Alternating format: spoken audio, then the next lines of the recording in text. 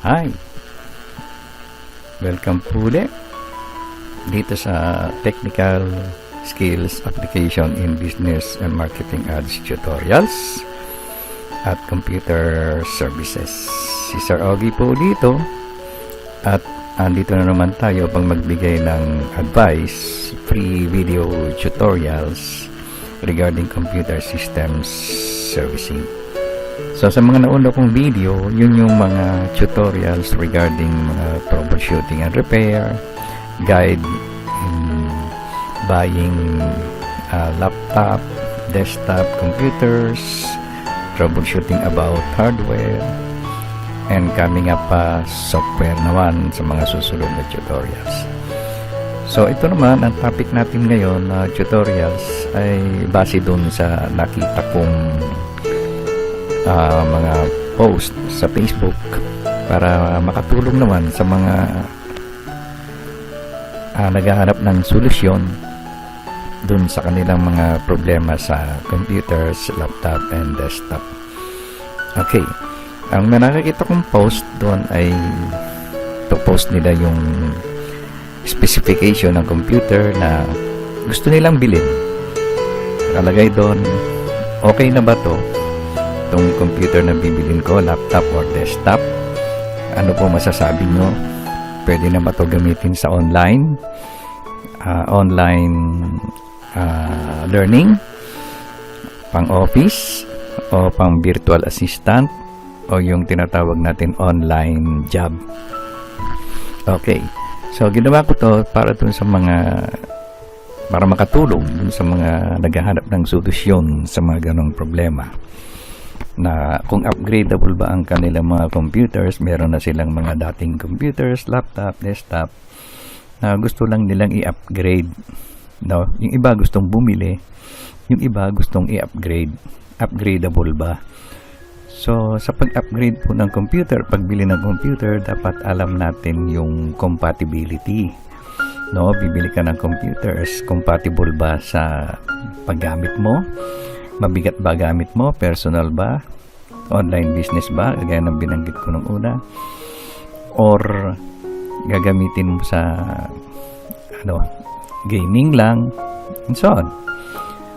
And then meron namang mga dating computers na gusto nila maging mas mabilis o maging mas maganda ang service sa kanila ng computers, na medyo sa tingin nila parang ang bagal na ng computers nila dahil dun sa mga dumarating na mga application na mabibigat na hindi na kaya na ng computers nila, ng laptop or desktop. So ganon, medyo sabihin nila, merong mga comment doon na nakikita ko na magpalit ka ng hard disk, gawin mong SSD instead na HDD. Tama yon, okay? Ang hard disk na SSD ay magpapabilis ng iyong computer, pero not so fast, tulong lang. At hindi basta-basta pag-upgrade ng hard disk.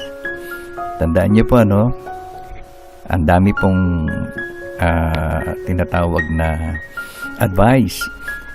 Yung HDD mo gawing SSD, which is correct. Ang problema doon, pag in-upgrade mo siya from HDD, hard disk drive, gagawin mong SSD, ay panibago ka uling installation ng OS sa SSD.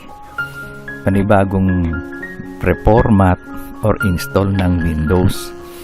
And then, panibago kang installation dun sa SSD ng mga programs.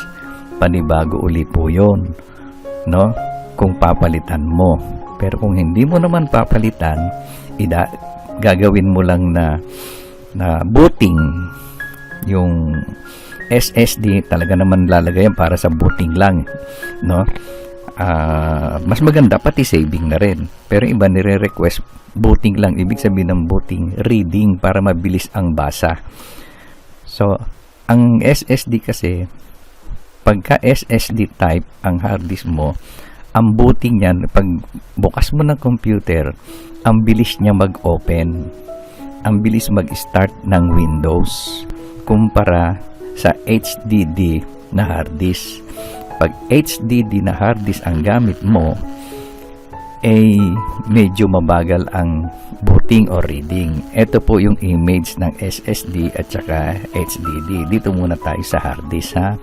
Okay, kasi karamihan nakikita kong post, make it SSD instead of HDD. Explain po natin yung mga pros and cons ng hard disk na SSD versus HDD na yung mga advice, no?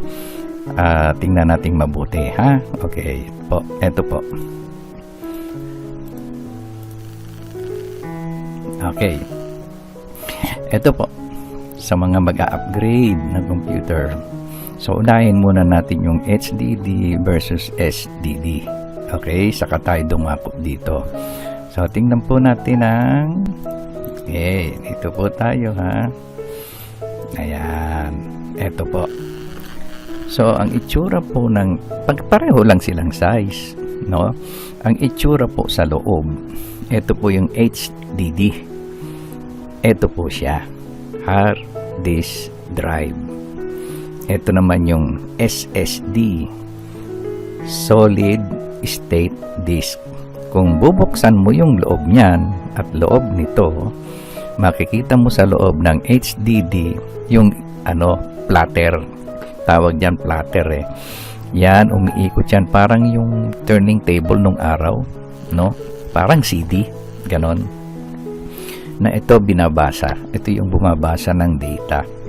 Lahat po ng files natin, Windows, mga files natin, lahat-lahat po ng information nandito po lahat naka-record, naka-save.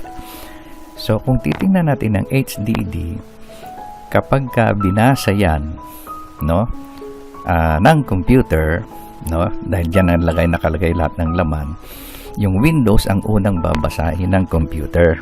Pagbukas ng computer mo, laptop or desktop, HDD ang hard disk mo.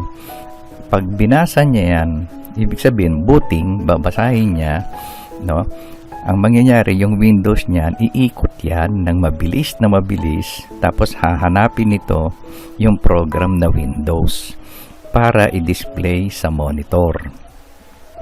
Dahil umiikot siya na mabilis, hinahanap niya pa yung mga files dyan, kung fragmented dyan, iipunin niya muna bago ilabas sa monitor through video card. Okay? So, imagine mo, iikot pa yan na mabilis para pick upin yung data. Okay? Kung para sa SSD, yung pong SSD na sa loob nito, ito po yon, puro mga chipset, no? Mga chipset na hindi na siya iikot. Ang bilis niyang mailalabas yung data dyan, papasok at palabas. Kung ikukumpara mo dito, kung ikukumpara natin yan, let's say kunyari ito yung flash drive mo, ito yung CD-ROM mo o CD disk o DVD disk. Pagmasdan mo, maglagay ka ng DVD disk or CD sa computer, ipabasa mo sa computer, tapos i-check mo rin to, ipabasa mo sa computer yung laman din ito. Tingnan mo kung sino ang mas mabilis ma-access. Di po ba USB? Kasi chipset po ang nasa loob. Yan po ang difference nung dalawa. Okay? Mas mabilis nga yung SSD kasi in terms of labas, masok nung data, nung files mo, nung Windows, no? Kaya pagbukas ng computer mo, ang bilis niyang mailabas yung Windows mo papunta sa memory. Okay? Papunta sa memory. Tapos i-display naman niya ng video card mo. So, ganun po ang difference ng dalawa. Now, kung ang computer mo, laptop mo, HDD, papalitan mo ng SSD, pati laman niya, itatransfer mo dyan. Okay? Yung laman mo ng Windows, yung files mo, itatransfer mo dyan. Pero yung Windows, hindi. Mag-i-install ka ng panibagong Windows dito, Windows 10, kung ano man ang Windows na gagamitin mo, mag-i-install ka ng panibago dyan. Kaya hindi basta-basta maglalagay ka ng SSD, papalitan mo yung hard disk drive mo, tapos magtataka ka, bakit asan yung file? Okay? So, ulitin ko ha, sa SSD, kung magpapalit ka, syempre bago, walang laman, mag-i-install ka ng panibagong Windows. At yung panibagong Windows na in-install mo, mag-i-install ka uli ng mga panibagong program na dating nandito. Hindi mo pwedeng ilipat yung program mo dyan. Hindi pwedeng yung Windows ilipat mo dito. No? Mag-i-install ka ng bago. Yung Windows mo dito, yung desktop ng Windows mo, hindi pwedeng mangyaring nandito mo ililipat ng buo. Hindi po. Okay? Ang gagawin mo dyan, kung magpapalit ka, mag-i-install ka ng panibagong Windows 10. Ulitin ko, Windows 10. And then, kung meron kang MS Office, games, mag-install ka ng panibago ulit. Now, ang gagawin mo naman, kung talagang papalitan mo na yan, di wala na to. Pinalitan mo na nito eh. Yung iba naman, idadagdag lang to. Andyan pa rin yung files mo.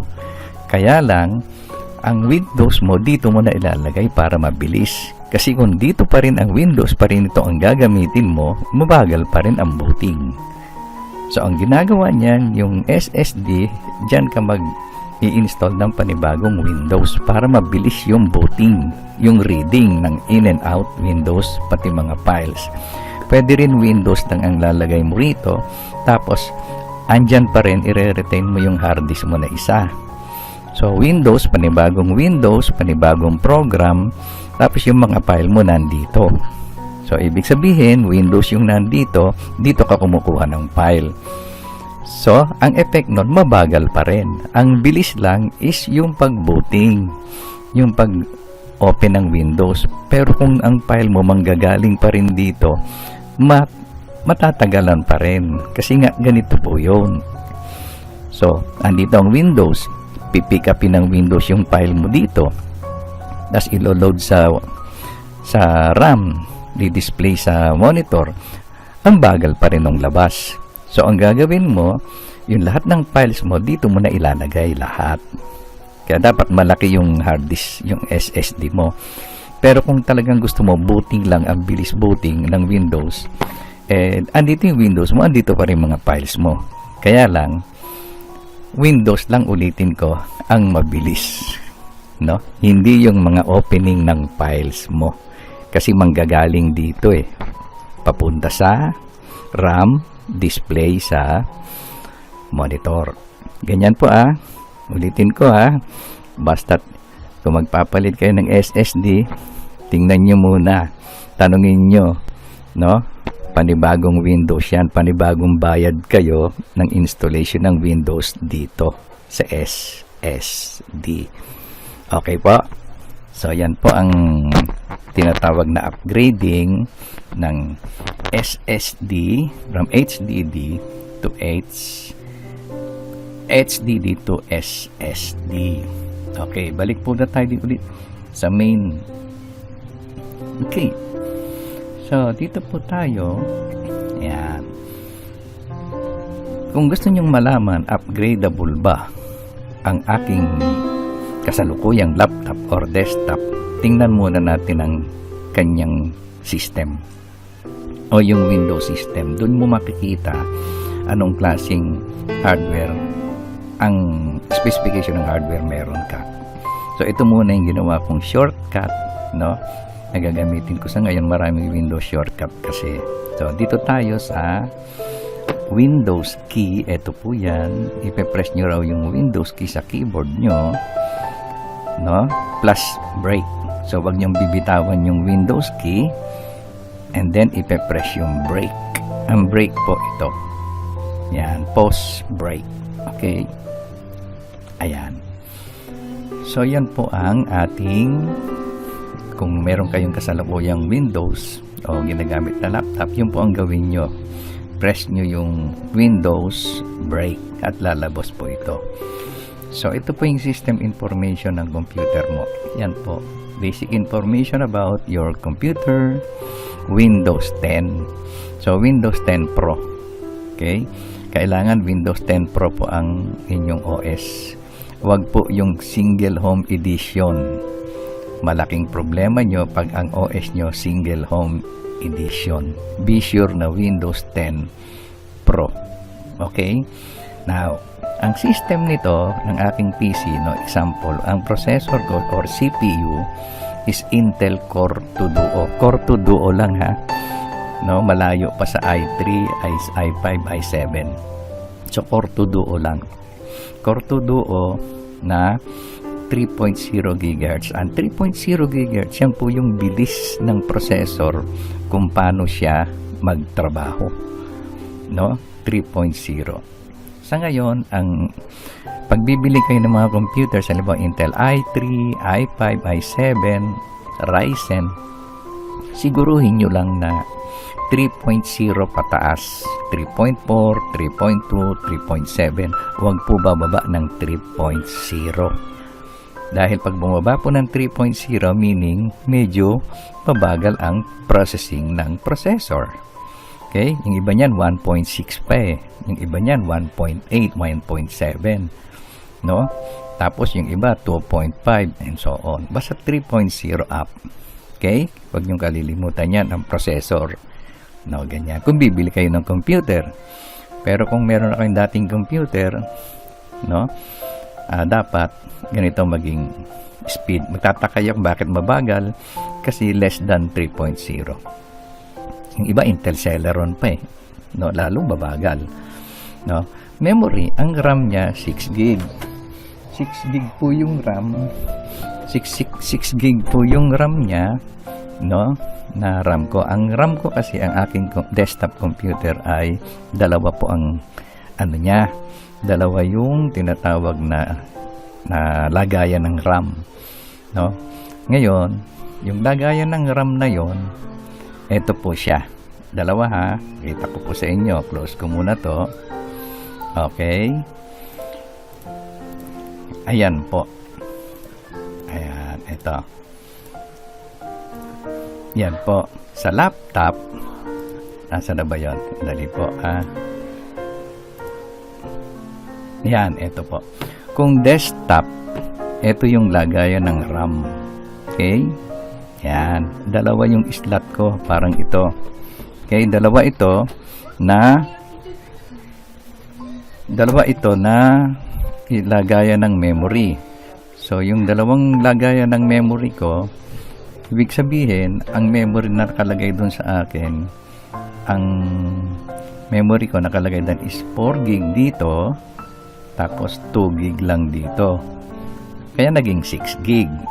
Okay? So, 6 gig ang aking RAM, 4 at saka 2. Although na pwede ang aking RAM na maging 16. 8 dito, plus 8 dito, bali 16 gig. Okay? 16 gig. Now, kung halimbawa, ang nilagay ko dito ay maximum na malalagay ko rito ay 16 gig at nakabili ako ng 16 gig na memory dito, nilagay ko rito, bali wala na po to.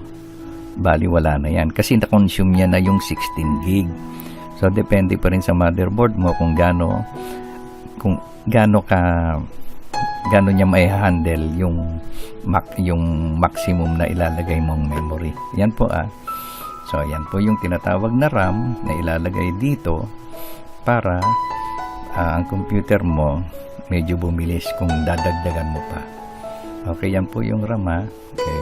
Sa desktop po yan. So dito naman sa laptop, ito po yon. Sana ba yon? Okay. RAM ng laptop. Ito po yon. Yung RAM ng laptop ganun din, kaya lang maliit yung RAM. Ayan po yun yun. Okay, maliit yung lalagyan niya. Kung isa lang na ang RAM mo, isang slot lang, tapos ang maximum na mailalagay mo is 8 at nilagyan mo ng 8, kung dalawa yung slot, hindi mo na pwedeng magamit yung isa. Okay? So, malinaw balik tayo rito. Okay. Now, eto po yung sinabi ko. yung system properties. Balik ulit tayo, Windows, break. Ayan. So, RAM, memory ko 6GB. Kaya sabi ko kung mag-a-upgrade kayo ng RAM, kasi RAM po ang pampabilis sa computer. RAM, okay? So, pwede bang i-upgrade ko? Yung aking laptop is 4GB, gawin kong 8GB. No? Tingnan nyo muna yung slot. No? Bubuksan nyo yung computer. Kung dalawang slot niya at meron kang nakalagay na 4GB doon, ibig sabihin, yung isa pang slot, pwede mong lagyan ng another 4GB para maging 8GB. Pero kung gusto mong, ang nakuha mong RAM ay 16GB na buo o 8GB na buo, no? Pwede mong ilagay doon sa isang slot. Pero depende pa rin sa motherboard kung kaya niyang i-handle yung more than 16GB, no? Kasi meron siyang capacity maximum no? At beware pa, halimbawa, mag-a-upgrade ka ng RAM mo nang hindi mo tinitingnan, bumili ka agad, hindi mo tinitingnan kung meron pa bang slot na paglalagyan. Meron kasi mga laptop, isa lang yung slot, no? May nakalagay ka ng 4GB, tapos bumili ka ng another 4GB para maging 8. Saan mo ilalagay? Wala. Kasi isa lang ang slot So, ang gagawin mo, tatanggalin mo isang slot. So, bibili ka ng 8GB na buo, doon mo ilalagay. So, hindi pwedeng dalawang 4GB kasi wala ka namang paglalagyan na slot. So, meron mga laptop na gano'n na isa lang ang slot. Kaya, hindi mo na ma-upgrade. O, ibig sabihin, yung dati mong memory, bali wala na. Kasi, gagawin mo na siyang 8, bibili ka ng 8, buong 8. Okay? Okay. Punta tayo, system type. Ang system type ng aking Windows is 64-bit. Halos lahat ngayon 64-bit na. Pag 32-bit, medyo problemado na yan. Kailangan 64-bit operating system. Meron akong video niyan uli. Between 32 and 64-bit na explanation. Okay? So, yan po. Ang aking Windows po ay Windows is activated. Ibig sabihin, original. Hindi na siya nag-expire. Windows is activated. So, hindi ang sa Windows 10 walang nakalagay dito na original. Activated. Sa Windows 7 nakalagay dito original. Sa Windows 7 yon. Kaya huwag nyo nga hanapin kung Windows 7 kayo dati, huwag nyo nga hanapin ang original dito. Andito po yon is activated. Kung hindi activated, sasabihin niya, i-activate mo na. Meaning, mag-e-expired. Okay? Malinaw ha? Yan po yung system information ng computer mo. Okay, through Windows key, press mo yung break. Okay? So, tingnan naman natin yung run menu. Okay? Press Windows key plus R. So, ito yung run menu. Pwede mo rin tingnan yung spec ng computer mo through typing DX diag. Okay. By opening Windows key plus R, type DX diag, capital man o hindi, okay lang. Yan. Okay, ito yung information uli. So, operating system Windows Pro, 64-bit. Ang motherboard ko, Samsung Electronics, model, yan. Okay, BIOS, processor, Intel Core 2 Duo, 3.0. 6GB ang memory, yung RAM, memory, 6GB daw, so on. Okay, yung video card, display. So, yung video card ko ay 1.5 built-in internal. Ibig sabihin, wala akong video card na dedicated o slot type sa aking computer. Now, so, baka hindi nyo po alam to, no? Ibig sabihin, kaya ko to pinakita. Pag internal ang iyong video card, ang aking video card kasi is 1.6 shared. So sa makatuwid, yung 1.6 babawas dito sa memory na to. Kaya medyo babagal ako.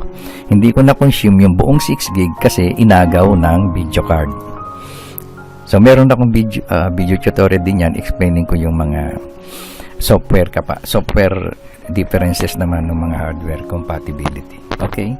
So, ayan po para makita nyo po, meron ba akong dedicated video card? punta nyo po yung DX diag. Ito po yung inyong memory. Tingnan nyo po yung display. Pag nakita nyo, nakalagay dito internal, kagaya ibig sabihin, ang ginagamit yung video card ay internal, onboard. Pero kung hindi internal, nakalagay dyan, hindi siya onboard, ibig sabihin slot type yon. So, mas okay yon. Okay, close. Now, open natin yung Explorer. Ito naman, Windows E. Ito naman. So, sa Windows E natin, inopen ko yung Explorer. Okay, ito po yung ating disk PC. Click natin. Yan po yung ating hard disk. Pakita ko lang sa inyo, no? Meron kasi akong dalawang hard disk na nakalagay. Bakit pakita ko lang sa inyo? Sa disk PC, right-click mo, and then manage. Okay? Tingnan natin kung ilan yung hard disk natin. Para malaman nyo rin, ilan ba yung hard disk ko? Nung binili ko, sabi, meron daw akong SSD, bukod doon meron pang HDD. Tingnan natin kung totoo. Click mo to, disk management. Ito po, makikita nyo kung ilan ang hard disk mo. Ito may disk 0 ako. Ibig sabihin, yung una kong hard disk, 160 gig yan. Okay? Ito po, isang buong drive C. Yung disk 2 ko, ganun din, parehong capacity. Okay? So, meaning, dalawa yung hard disk ko. So, dyan mo malalaman kung ilan yung hard disk na nakalagay sa laptop mo nang hindi mo nabubuksan. Ilan ba yung nakalagay na hard disk? No? Sabi nila may SSD raw sa loob at meron pang HDD sa loob. At ano ang capacity? No? 500 gig daw yan eh, o 1 terabyte daw yan eh. O yan, kung paano mo malaman kung ilan ang capacity ng hard disk mo. So, yun lang, ganun lang kasimple. Okay? Yan, click ko ha. O yan po. Liwanag ha. Yan, ito po yung aking mga hard drive. Dalawa po yan. Okay, ulitin ko. Right click, manage. Okay, disk management. Yan po ang display ng hard disk ko. So, kung isa lang hard disk nyo, wala ito. Disk 0 lang. Okay, solve. Close muna natin.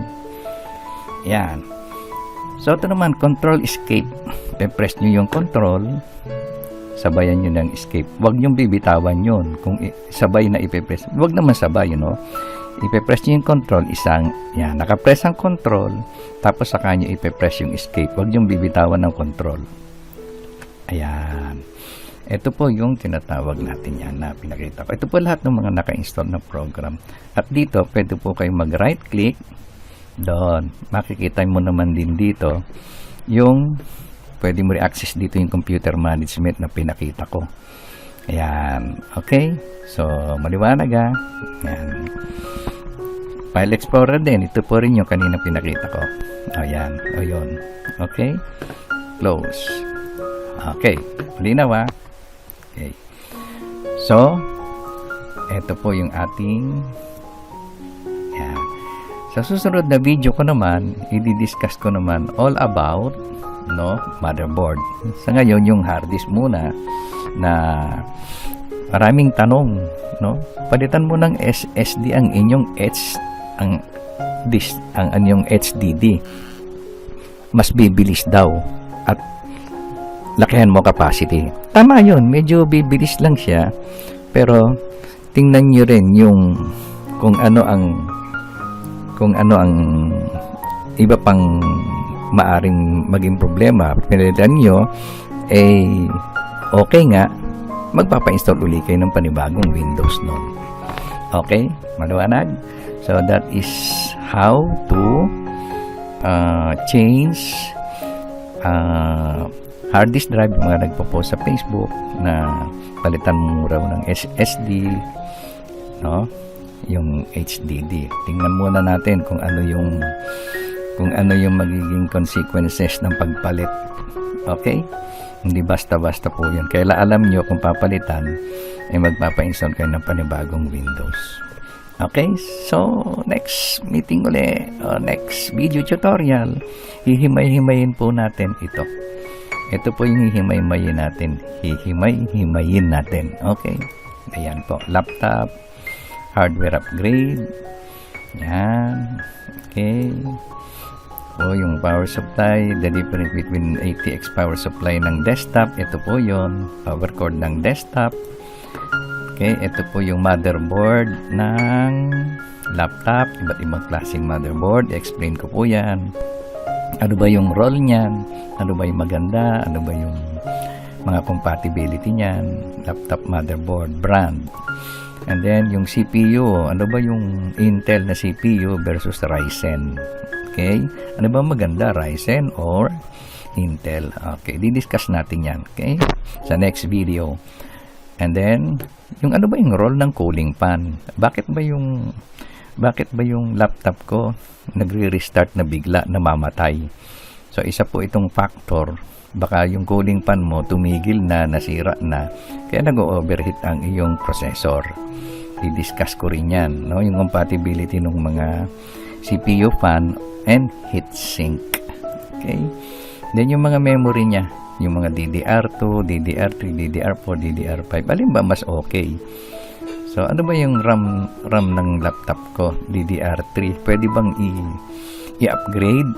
Yes, pwede, pero meron tayong tatandaan na mga frequency ng memory, kung upgradable ba yung slot o yung laptop mo na mas mataas na memory o anong klaseng memory, baka wala na sa market, no? Hindi ka na makabili ng ganong klaseng memory kagaya nito, 4GB DDR3 1333 frequency, no?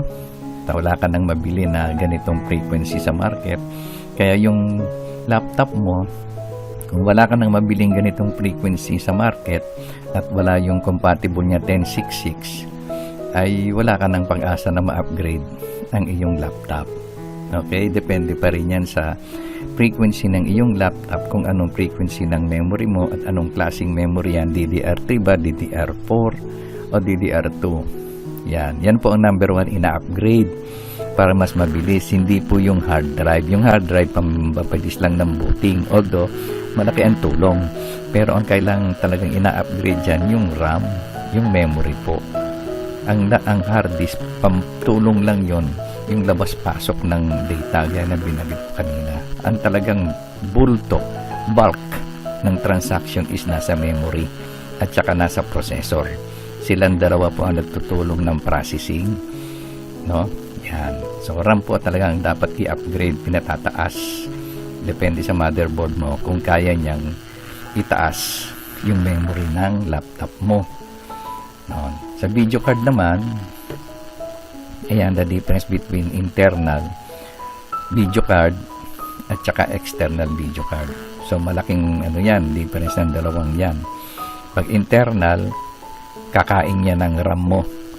Pag external, dedicated video card na laptop, yung ganyan, ng ganyan, ay hindi kakain ng memory yan. Okay, may sariling memory yan.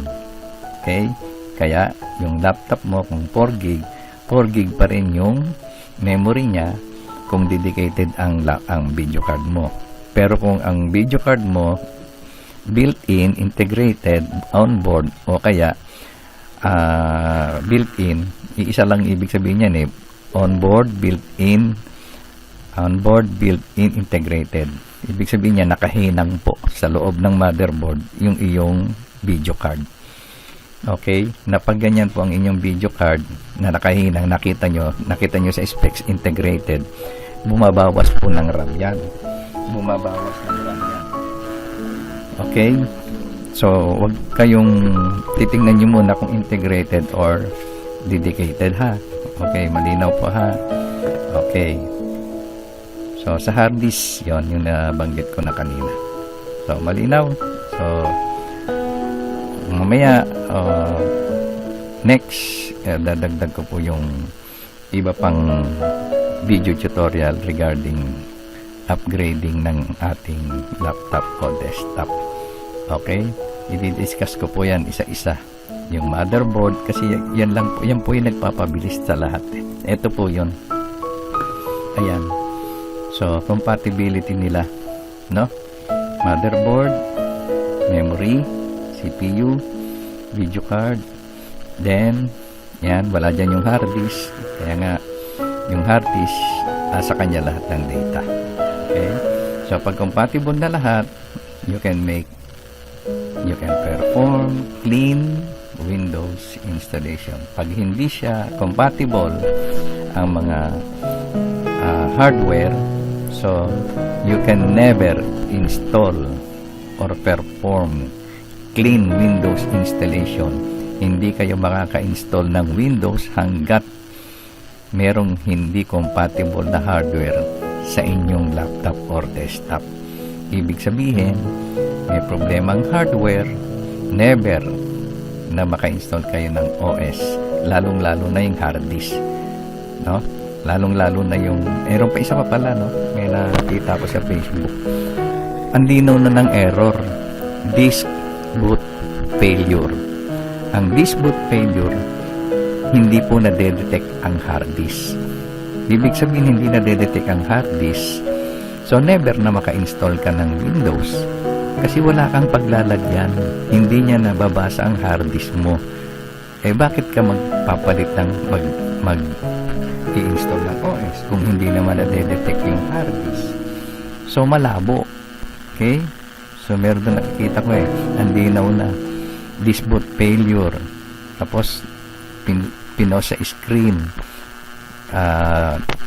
walang na-detect na hard disk, no? Not detected. Tapos ang comment, corrupt software, corrupt OS, install ng panibago. Never na mangyari yun kasi nga malinaw na malinaw yung hard disk daw hindi nabasa. Meron akong video tutorial niyan, disk boot failure solution, reason and solution. Okay, so that's all for today. Next video, abangan nyo po yung mga susunod na video regarding how to upgrade your laptop, kung upgradable ba o hindi, and troubleshooting and repair hardware and software. And then pagkatapos po ng mga video tutorial ko ng computer system servicing, darating tayo sa software naman, yung mga apps like video editing. For free po yan, video editing, graphics, Photoshop, no? Illustrator, Corel Draw. Sa mga video editing naman, umpisahan natin sa mga madaling matutunan na kahit sa YouTube pwede mong matutunan yon. Yung Camtasia, na meron pa siyang screen recorder, Filmora, mga video editing software na madali, no? Tsaka yung mga graphics. Yan. Okay, malinaw So, and sa mga susunod pa uli, mga website designing using WordPress naman. Although na meron tayong nakikita doon sa mga YouTube, maraming tutorials, pero tingnan nyo po ng iba, kung hindi mo may actual, wala rin. Kaya kailangan meron kang actual din na learning, training. So, mabanggit ko po. Okay? Training, ito po yan. Kung meron kayong gustong matutunan in actual, okay, in actual learning, ito po yun. Okay, binabala ko pa lang po yan kasi wala pang face to face. Yan, okay, maliwanag So that's all. Thank you very much. See you next video for free. Bye bye.